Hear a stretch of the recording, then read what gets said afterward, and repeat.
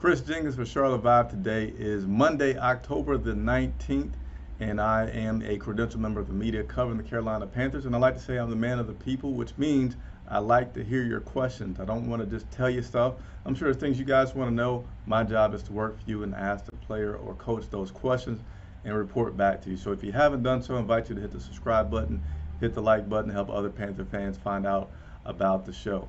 So let's get on with the story. If you might have saw in the title, Unconfirmed test of COVID-19.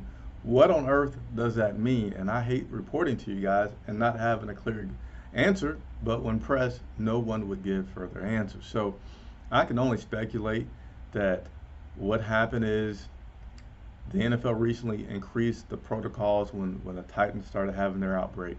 Even saying, hey, even if you're just around somebody in your household has it, then you have to sit out.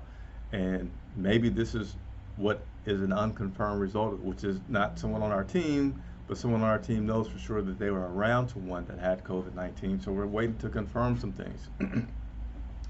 But even with that, it's kind of odd because last week Coach Rule was asked about when they had, I believe it was Larson, I may be totally wrong, so don't quote me on that, but when they had the COVID protocols that they had to go into last week, the intensive protocol, when asked about why have they not shut down the facility, and he said, hey, we haven't had to before. Now, he did also say that he relies on others to tell him what to do. He's not really making that decision. But it's interesting, in my opinion, that last week we didn't have any shutdown of the facility when we had a confirmed case. This week, we don't have a confirmed case, but we shut down the facility for 2 days. So as soon as more information comes, I will certainly bring that to you guys. And like in the interim, they are still in the intensive protocol. Some of those things being having face masks or face shields on during practice, if not wearing a mask, limitations to how many people could be in the weight room, cutting down time in the locker room, things like that they were already in last week as a result of someone on the Atlanta Falcons contracting COVID. So this week was our first loss. You know, we had the adjusted schedule last week due to COVID. You could wonder how much that may have affected things. Coach Rule likes to have a physical practice. They really weren't able to do those things last week.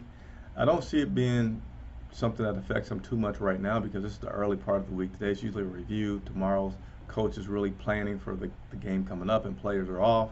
So really, I only see this being a potential impact if it goes until Wednesday and there's some new information that arises about these tests. So that's all the information I have about the COVID that I want to pass along to you all.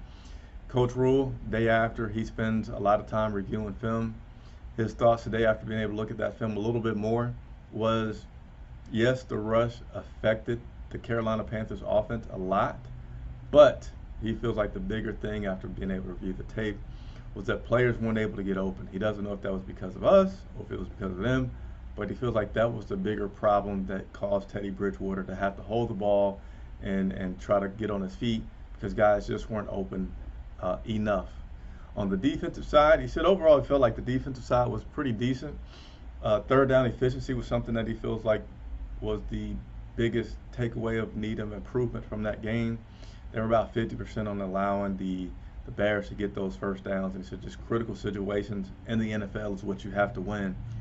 Doesn't feel like they won enough of those critical situations. So one other thing I'll leave you with, and that is regarding DJ Moore.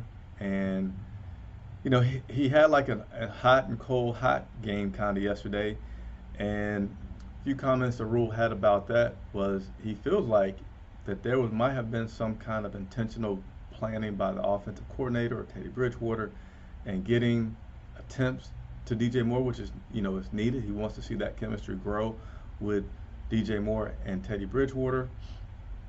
But also thinks that Curtis Samuel not been in the game affected them and maybe led them to go into DJ Moore more times than they have been.